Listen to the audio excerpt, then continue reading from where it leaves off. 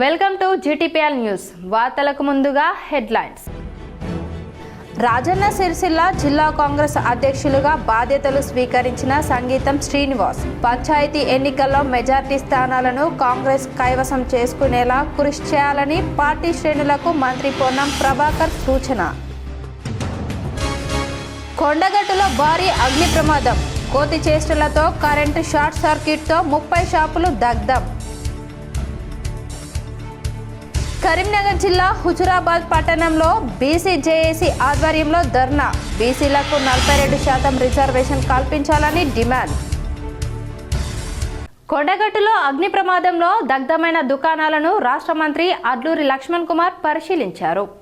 అగ్ని ప్రమాదంలో షాపులు కోల్పోయిన బాధితులను మంత్రి అడ్లూరి లక్ష్మణ్ కుమార్, చొప్పదండి ఎమ్మెల్యే మేడిపల్లి సత్యం, మాజీ మంత్రి జీవన్ రెడ్డి ఘటనా స్థలానికి చేరుకొని దగ్ధమైన దుకాణాలను స్వయంగా పరిశీలించి బాధితులను పరామర్శించారు. ప్రమాదానికి గల కారణాల గురించి ఆరా తీసి నష్టపోయిన వారిని ఓదార్చి ప్రభుత్వం అండగా ఉంటుందని హామీ ఇచ్చారు. బొమ్మల దుకాణాలకు మంటలు అంటుకొని భారీ అగ్ని ప్రమాదం చోటు చేసుకుందని, సర్వం కోల్పోయామని ఆవేదన వ్యక్తం చేశారు. అగ్ని ప్రమాదంతో 26 దుకాణాలు పూర్తిగా దగ్ధం కాగా వ్యాపారులకు లక్షల రూపాయల నష్టం సంభవించిందని తెలిపారు. ఘటనపై పూర్తి స్థాయి విచారణ చేపట్టాలని పోలీసులకు ఆదేశించినట్లు మంత్రి తెలిపారు. దుకాణదారులకు విద్యుత్, రెవెన్యూ శాఖల ద్వారా ప్రభుత్వ స్థాయి ఆర్థిక సాయం అందేలా చర్యలు తీసుకుంటున్నట్లు చెప్పారు. చిన్న వ్యాపారులు నష్టపోకుండా ప్రభుత్వం అండగా ఉంటుందని మంత్రి భరోసా ఇచ్చారు. చలి తట్టుకోలేకనో, ఆహార సేకరణ కోసమో, సంతానోత్పత్తి కోసమో తెలియదు కానీ చలికాలంలో పాములు పుట్టలు వీడి జనజీవన సంద్రంలో కలిసి ఏకంగా బైక్లోకి దూరిన ఘటన వివరాలు ఇలా ఉన్నాయి. పాములు చిత్తడి ప్రాంతంలో పుట్టల్లో ఉంటాయంటారు, కానీ వీడియోలోని నాగుపాము నేరుగా రోడ్డు దాటి షాప్ ముందు పార్కింగ్ చేసిన 2-వీలర్లోకి ప్రవేశించింది. జనం చూస్తుండగా బైక్లోకి చేరడంతో బైక్ ఓనర్ స్నేక్ క్యాచర్ను తీసుకుని వచ్చి నాగుపామును బయటికి తీయించాడు. పామును సీసాలో బంధించి నిర్మానుష ప్రదేశంలో వదిలిపెట్టినాడు స్నేక్ క్యాచర్. దీనితో పాముకు, బైక్ ఓనర్కు ప్రమాదం, ప్రాణాపాయం తప్పింది. ఈ సంఘటనకు ముందు జరిపోతూ మగపాము ఓ ఇంట్లో వంటగదిలోకి ప్రవేశించడంతో స్నేక్ క్యాచర్ పట్టుకొని ఊరి బయట వదిలిపెట్టడం జరిగింది. ఇంతకు ఈ పాముల స్వైర విహారం ఎక్కడ జరిగిందంటే జగిత్యాల జిల్లా ధర్మపురిలో. చలికాలం పాములకు సీజన్ అని పాములు సంతానోత్పత్తి కొరకు ఆడపాము కొరకు మగపాము, మగపాము కొరకు ఆడపాము వెతుక్కుంటూ బయటికి వస్తాయని, ఈ సమయంలో ప్రజలు జాగ్రత్తగా ఉండాలని స్నేక్ క్యాచర్ తెలుపుతున్న పరిస్థితి. కరీంనగర్ జిల్లా హుజురాబాద్ పట్టణంలో బీసీజేఏసీ ఆధ్వర్యంలో ధర్నా నిర్వహించారు. స్థానిక సంస్థల్లో విద్యా, ఉద్యోగ రంగాల్లో బీసీలకు 42% రిజర్వేషన్ కల్పించాలని డిమాండ్ చేశారు. అసెంబ్లీలో బిల్లు పాస్ చేసినప్పటికీ పార్లమెంటులో కూడా విపక్షాలను ఏకం చేసి బిల్లు సాధించేలా కృషి చేయాల్సిన బాధ్యత రాష్ట్ర ప్రభుత్వందేనని, అదేవిధంగా దేశవ్యాప్తంగా ఉన్న 60% బీసీల్లో కనీసం 42% రిజర్వేషన్ కల్పించేలా కేంద్ర ప్రభుత్వం కృషి చేయాలని డిమాండ్ చేశారు. అన్ని పార్టీల్లో ఉన్న బీసీ నాయకులు ఏకమై బీసీ హక్కుల సాధనకు కృషి చేయాలని కోరారు. రాష్ట్ర స్థాయిలో జాజుల శ్రీనివాస్ గౌడ్ గారు ఇచ్చినటువంటి పిలుపు మేరకు ఈరోజు హుజురాబాద్లో ఈ అంబేద్కర్ కూడలి వద్ద 42% రిజర్వేషన్ సాధించుకునేటువంటి క్రమంలో ఈరోజు మేము ధర్నా కార్యక్రమాన్ని చేపట్టడం జరిగింది. మరి ఒకనాడు రాష్ట్ర ప్రభుత్వము కామారెడ్డిలో డిక్లేర్ చేసిన విధంగా 42% అమలుపరచాల్సిన బాధ్యత రాష్ట్ర ప్రభుత్వం పైన ఉంది. దీనిని కేంద్ర ప్రభుత్వం పైన ఉంది. రాష్ట్ర ప్రభుత్వము శాసనసభలో బిల్లు చేసినప్పటికీ కేంద్రంలో పార్లమెంటులో అఖిల భారత స్థాయిలో అఖిల పక్షాలను కూడగట్టుకొని పార్లమెంటులో వాయిస్ వినిపింపజేయాల్సినటువంటి బాధ్యత రాష్ట్ర ప్రభుత్వం పైన ఉందని కూడా ఈ సందర్భంగా మేము గుర్తు చేస్తున్నాం. రాజన్న సిరిసిల్ల జిల్లా కాంగ్రెస్ అధ్యక్షులుగా సంగీతం శ్రీనివాస్ బాధ్యతలు స్వీకరించారు. ప్రభుత్వం చేపట్టిన అభివృద్ధి సంక్షేమ కార్యక్రమాలను ప్రజల్లోకి తీసుకెళ్లి ప్రతిపక్షాలకు ధీటుగా సమాధానం చెబుతూ పంచాయతీ ఎన్నికల్లో మెజార్టీ స్థానాలను కాంగ్రెస్ కైవసం చేసుకునేలా కృషి చేయాలని పార్టీ శ్రేణులను రాష్ట్ర మంత్రి పొన్నం ప్రభాకర్ ఆదేశించారు. సిరిసిల్ల జిల్లా కాంగ్రెస్ అధ్యక్షులుగా నియమితులైన సంగీతం శ్రీనివాస్ బాధ్యతల స్వీకరణ కార్యక్రమానికి మంత్రి పొన్నం ప్రభాకర్ హాజరయ్యారు. మంత్రి పొన్నంతో పాటు ప్రభుత్వ విప్ ఆది శ్రీనివాస్ నేతృత్వంలో సంగీతం శ్రీనివాస్ డీసీసీ అధ్యక్షులుగా ప్రమాణ స్వీకారం చేశారు. ప్రమాణ స్వీకారానికి ముందు సిరిసిల్ల నేతన్న చౌక్ నుండి బైపాస్ వరకు ర్యాలీ నిర్వహించారు. అనంతరం జరిగిన సమావేశంలో జిల్లాలో అన్ని గ్రామాల్లో కాంగ్రెస్ జెండా ఎగురవేయాలని మంత్రి సూచించారు. సర్పంచ్ ఎన్నికలలో ధైర్యంగా కాంగ్రెస్ కండువా కప్పుకొని పోటీ చేయండని, ప్రభుత్వ అభివృద్ధి పనులు చేయాల్సిన పనులను ప్రజలకు తెలియజేయండి అన్నారు. సిరిసిల్ల చుట్టుప్రక్కల జిల్లాల నాయకత్వం ముఖ్యమంత్రితో కలిసి ఈ ప్రాంత అభివృద్ధికి తోడ్పాటు చేస్తామని తెలిపారు. బీఆర్ఎస్ హామీలపై ప్రజలు వారిని ప్రశ్నిస్తుంటే జవాబు ఇవ్వలేకపోతున్నారని, ఇలాంటి పరిస్థితుల్లో గత 10 ఏళ్లలో ఏం చేశారో చెప్పాలని డిమాండ్ చేశారు. జిల్లా కాంగ్రెస్ అధ్యక్షుడు సమన్వయంతో కలిసి కాంగ్రెస్ గెలుపుకు కృషి చేయాలని కోరారు. సిరిసిల్ల ప్రాంతంలో పార్టీ బలోపేతం చేయడానికి అధిష్టానం చర్చలు జరుపుతున్నామని చెప్పారు. కాంగ్రెస్ పార్టీ పునర్వైభవం కోసం ప్రజా సంక్షేమ కార్యక్రమాలను ప్రజలందరికీ తెలియజేయాలని, వ్యక్తిగతంగా కాకుండా నాయకులు ప్రజా సంక్షేమం కోసం హైదరాబాద్కు రండి, అభివృద్ధి పనులపై చర్చిద్దామని తెలిపారు. సిరిసిల్ల కాంగ్రెస్ కార్యకర్తలు సైనికులుగా ముందుకు రండి, బలహీనమైన ఓటమి భావన నుండి బయటకు రావాలని సూచించారు. పంచాయతీ ఎన్నికల కోలాహలం కొనసాగుతుంది. 2వ విడత నామినేషన్ల ప్రక్రియ ప్రారంభమైంది. ఉమ్మడి కరీంనగర్ జిల్లాలో తొలి విడత నామినేషన్ల ప్రక్రియ ముగియడంతో భారీగా నామినేషన్లు దాఖలు అయ్యాయి. 2వ విడత జోరుగా నామినేషన్లు ఆశావాహులు దాఖలు చేస్తున్నారు. ఉమ్మడి జిల్లాలో 418 గ్రామాల్లో 2వ విడత ఎన్నికలు జరగనున్నాయి. 418 సర్పంచ్ పదవులకు 3764 వార్డు సభ్యులకు నామినేషన్ ప్రక్రియ ప్రారంభం కాగా ఆశావాహులు జోరుగా నామినేషన్లు దాఖలు చేస్తున్నారు. ఈ రోజు నుంచి 3 రోజుల పాటు నామినేషన్లు స్వీకరిస్తారు. మొదటి విడతలో ఉమ్మడి జిల్లాలోని 398 సర్పంచ్ పదవులకు 2940 నామినేషన్స్ దాఖలు చేశారు. 3682 వార్డులకు 8588 నామినేషన్లు దాఖలు చేశారు. 8 గ్రామ పంచాయతీలో ఒక్కొక్క నామినేషన్ దాఖలు కావడంతో ఏకగ్రీవం కానున్నాయి. తొలి విడత నామినేషన్ ప్రక్రియ ముగియడంతో ఈ రోజు నామినేషన్ల ప్రక్రియ కొనసాగింది. పరిశీలనలో పలు నామినేషన్ తిరస్కరణకు గురయ్యాయి. రేపు అప్పీళ్లను స్వీకరిస్తారు. ఎల్లుండి అప్పీళ్లను పరిష్కరిస్తారు. ఎల్లుండి నామినేషన్ల ఉపసంహరణకు గడువు ఇచ్చారు. 2వ విడత ఎల్లుండి వరకు నామినేషన్లు స్వీకరిస్తారు. నగర కాంగ్రెస్ కార్యాలయం సుడా చైర్మన్ క్యాంపు కార్యాలయంగా మారింది. నగర కాంగ్రెస్ అధ్యక్షుడిగా కొనసాగినన్ని రోజులు కోమటిరెడ్డి నరేందర్ రెడ్డి నగరం నడిబొడ్డులో జ్యోతిరావు పూలే సర్కస్ గ్రౌండ్ వెనుక నగర కాంగ్రెస్ కార్యాలయం కొనసాగింది. ఇటీవల జిల్లా నగర అధ్యక్షులు మారడంతో సుడా చైర్మన్గా ఉన్న కోమటిరెడ్డి నరేందర్ రెడ్డి దానిని సుడా చైర్మన్ క్యాంప్ కార్యాలయంగా మార్చుకున్నారు. సుడా అధికారిక కార్యాలయం జెడిపి ఆవరణలో ఉన్నప్పటికీ పార్టీ కార్యకర్తలను, నాయకులను కలవడానికి, సెలవు దినాల్లో అందరికీ అందుబాటులో ఉండడానికి ఈ క్యాంపు కార్యాలయాన్ని వినియోగించుకోనున్నారు. శబరిమల సన్నిధానంలో మరణించే వారిని అంబులెన్స్లో తరలించాలని కేరళ హైకోర్టు తీర్పునిచ్చింది. స్ట్రెచర్పై తీసుకొచ్చే పద్ధతి మానుకోవాలని సూచించింది. శబరిమల సన్నిధానం యాత్రలో ఆరోగ్య సమస్యలతో మరణించే వారిని పంబాకు స్ట్రెచర్ మీద తీసుకురావటంపై కేరళ హైకోర్టు తీవ్ర అసంతృప్తి వ్యక్తం చేసింది. ఇకపై ఈ పద్ధతి మానుకోవాలని, మరణించిన భక్తులను అంబులెన్స్లో తరలించాలని ఆదేశాలు జారీ చేసింది. దీనివల్ల మృతులను సగౌరవంగా తరలించడంతో పాటు సన్నిధానం యాత్రలో పాల్గొనే ఇతర భక్తులకు ఎటువంటి ఇబ్బందులు తలెత్తకుండా ఉంటాయని పేర్కొంది. శబరిమల ప్రత్యేక కమిషనర్ సమర్పించిన నివేదికపై హైకోర్టు ద్విసభ ధర్మశాసనం శనివారం విచారణ జరిపింది. ప్రస్తుతం పంబాలో ఒక పాత అంబులెన్స్ ఉందని, దానిని మృతులను తరలించడానికి ఉపయోగించవచ్చని ప్రత్యేక కమిషనర్ కోర్టుకు తెలిపారు. మరిన్ని సదుపాయాలతో కూడిన వాహనం అందుబాటులోకి వచ్చే వరకు ఆ పాత అంబులెన్స్ నే ట్రావెన్కోర్ దేవస్థానం బోర్డు ఉపయోగించుకోవచ్చని హైకోర్టు స్పష్టం చేసింది. జగిత్యాల నియోజకవర్గంలో నేటి నుంచి 3 రోజుల పాటు 2వ విడత సర్పంచ్ వార్డు మెంబర్ల నామినేషన్ల స్వీకరణ ప్రారంభమైంది.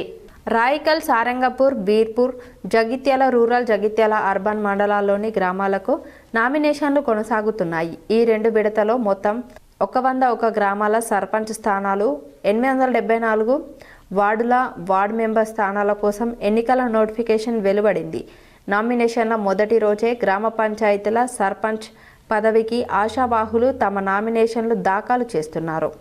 ఇప్పుడు కొన్ని మండలాల వార్తలు చూద్దాం.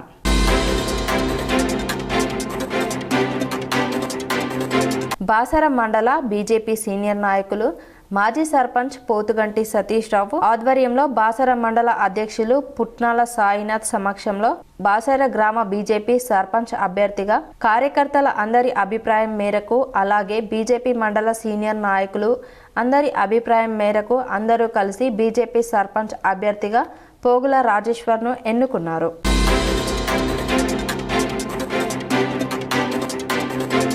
రాష్ట్ర రైతు కమిషన్ సభ్యులు గడుగు గంగాధర్ ఈరోజు భీమ్గల్ లింబాచల లక్ష్మీనరసింహస్వామి దర్శించుకొని మొక్కులు చెల్లించి ప్రత్యేక పూజ కార్యక్రమాలు నిర్వహించారు. ఈ సందర్భంగా స్థానికులు ఆయన మిత్ర బృందం ఆయనకు ఘన స్వాగతం పలికారు.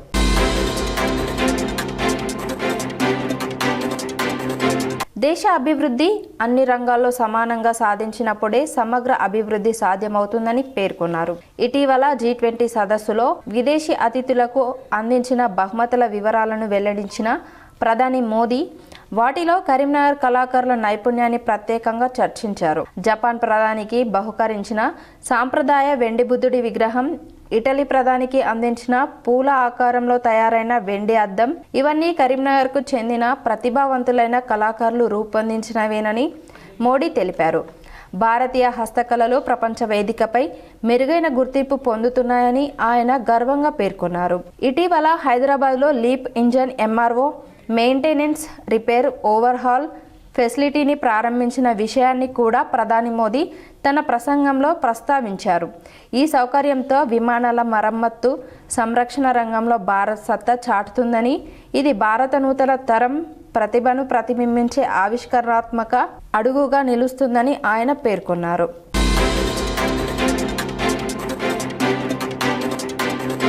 జాగృతి అధ్యక్షురాలు కవిత ఎక్స్ వేదికగా ట్వీట్ చేశారు. ముఖ్యమంత్రి చేపడుతున్న అభివృద్ధి కార్యక్రమాల శంకుస్థాపన పర్యటనలు ఎన్నికల ప్రచారమేనని, ఇందుకోసం ప్రభుత్వ నిధులను దుర్వినియోగం చేస్తున్నారని జాగృతి అధ్యక్షురాలు కవిత తన ట్వీట్లో ఆరోపించారు. ఎన్నికలు గ్రామాల్లో జరగనున్న క్రమంలో సీఎం రేవంత్ రెడ్డి ఆ జిల్లా కేంద్రాలకు వెళ్లి అభివృద్ధి కార్యక్రమాలకు శంకుస్థాపనలు చేయడాన్ని కవిత తీవ్రంగా తప్పుపట్టారు. ప్రభుత్వ సొమ్ముతో ప్రచారమా అని ప్రశ్నిస్తూ ఆమె ఎక్స్ వేదికగా మండిపడ్డారు.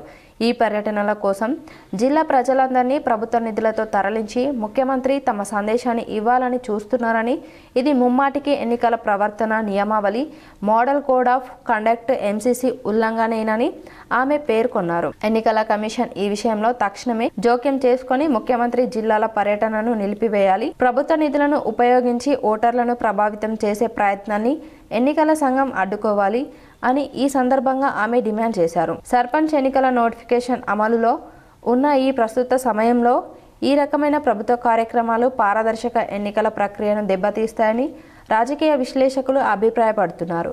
దీనిపై అధికార పక్షం ఎలా స్పందిస్తుందో వేచి చూడాలి.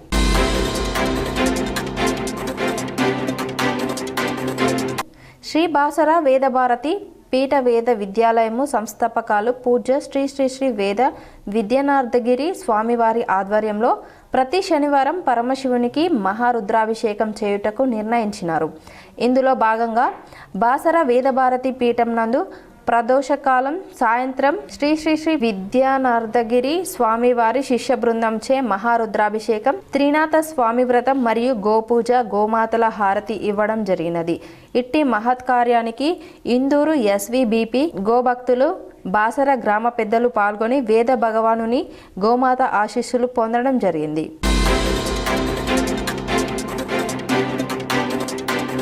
స్వయాన కేరళ వైద్య ఆరోగ్య శాఖ చెబుతున్న విషయం ఇది. పంబా బేస్ నుంచి శబరిమలకు వెళ్లే చిన్న పాదం మార్గంలో అత్యంత కఠినమైనదిగా పిలిచే నీలిమలతో పాటు కొండ శిఖరాగ్రంలో ఉండే అప్పాచిమేడు వద్ద భక్తులకు గుండెపోట్లు ఎక్కువగా సంభవిస్తున్నట్లు ఆరోగ్య శాఖ జారీ చేసిన హెచ్చరికల్లో స్పష్టమవుతుంది. ప్రతి ఏటా పెరుగుతున్న మరణాల సంఖ్య, ప్రతి ఏటా నీలిమల అప్పాచిమేడు ప్రాంతాల్లో గుండెపోటుతో భక్తులు కుప్పకూలిపోతున్నట్లు ఉదాంతాలు మరణాలు నమోదవుతున్నట్లు ట్రావెన్కోర్ దేవోస్వం బోర్డు, కేరళ వైద్య ఆరోగ్య శాఖ, police crime data record bureau గణాంకాలు స్పష్టం చేస్తున్నాయి. గడిచిన 7 ఏళ్ల గణాంకాలను పరిశీలిస్తే 2017-18 సీజన్లో 281 మంది గుండెపోటు బారిన పడగా వారిలో 36 మంది మృతి చెందారు. 2018-19లో 173 గుండెపోటు కేసులు నమోదు కాగా 24 మంది మరణించారు.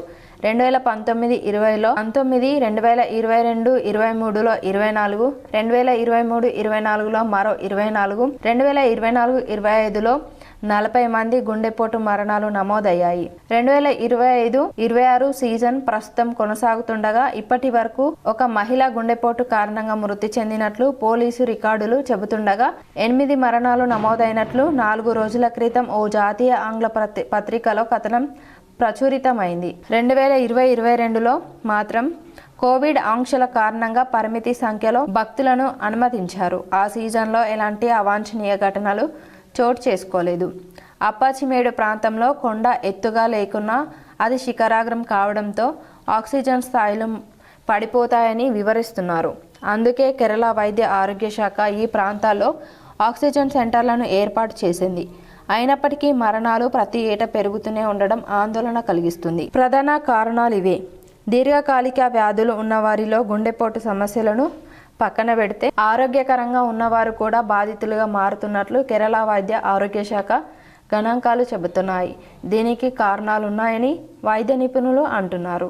శబరి యాత్ర కోసం భక్తులు రేయింబవలు ప్రయాణంలోనే ఉంటారు. కొన్ని సందర్భాల్లో రాత్రంతా ప్రయాణాలు చేస్తుంటారు. భోజనం కూడా సమయానికి తీసుకోరు. సామూహికంగా వంట చేసినప్పుడే శాకాహార హోటళ్లు అందుబాటులో ఉన్నప్పుడు ఆహారం తీసుకుంటారు. కంటి నిద్ర, కడుపు నిండా భోజనం లేకపోవడంతో శరీరం అలసిపోతుందని నిపుణులు చెబుతున్నారు. ఇలాంటి వారిలో డీహైడ్రేషన్ పెరుగుతుంది. గ్లూకోజ్ స్థాయిలు, ఎలక్ట్రోలైట్స్ తగ్గిపోతాయి. ఫలితంగా గుండెపై ఒత్తిడి పెరుగుతుంది. ఈ పరిస్థితిలో ఆక్సిజన్ లభ్యత తగ్గితే గుండెపోట్లు వచ్చే ప్రమాదం ఉంటుందన్నారు. చాలా మంది భక్తులు పంబా బేస్లోని హోటళ్లలో భోజనం చేయగానే కొండను అధిరోహించడం చేస్తుంటారని, ఇది కూడా ప్రమాదకరమని నిపుణులు వివరిస్తున్నారు. భోజనం తర్వాత రక్త ప్రసరణ ఎక్కువగా జీర్ణాశయం వైపు వెళ్తుందని, ఫలితంగా గుండెపై రెట్టింపు ఒత్తిడి ఉంటుందని పేర్కొంటున్నారు. కడుపు నిండుగా ఉన్నప్పుడు గుండెపోటు సంభవిస్తే రిస్క్ ఎక్కువగా ఉంటుందని హెచ్చరిస్తున్నారు. ఆక్సిజన్ లభ్యత తక్కువగా ఉండే ప్రాంతాల్లో ట్రెక్కింగ్ చేసినప్పుడు డీహైడ్రేషన్ సంభవించడం చాలా ప్రమాదకరమని పేర్కొంటున్నారు. వార్తలు ముగించే ముందు మరోసారి హెడ్లైన్స్ చూద్దాం. రాజన్న సిరిసిల్ల జిల్లా కాంగ్రెస్ అధ్యక్షులుగా బాధ్యతలు స్వీకరించిన సంగీతం శ్రీనివాస్. పంచాయతీ ఎన్నికల్లో మెజార్టీ స్థానాలను కాంగ్రెస్ కైవసం చేసుకునేలా కృషి చేయాలని పార్టీ శ్రేణులకు మంత్రి పొన్నం ప్రభాకర్ సూచన. కొండగట్టులో భారీ అగ్ని ప్రమాదం. కోతి చేష్టలతో కరెంటు షార్ట్ సర్క్యూట్తో 30 షాపులు దగ్ధం. కరీంనగర్ జిల్లా హుజురాబాద్ పట్టణంలో బీసీ జేఏసీ ఆధ్వర్యంలో ధర్నా. బీసీలకు 42% రిజర్వేషన్ కల్పించాలని డిమాండ్. ఈ వార్తలు ఇంతటితో సమాప్తం. తిరిగి ప్రసారమయ్యే వార్తల్లో మళ్ళీ కలుద్దాం. అంతవరకు చూస్తూనే ఉండండి మీ GTPL.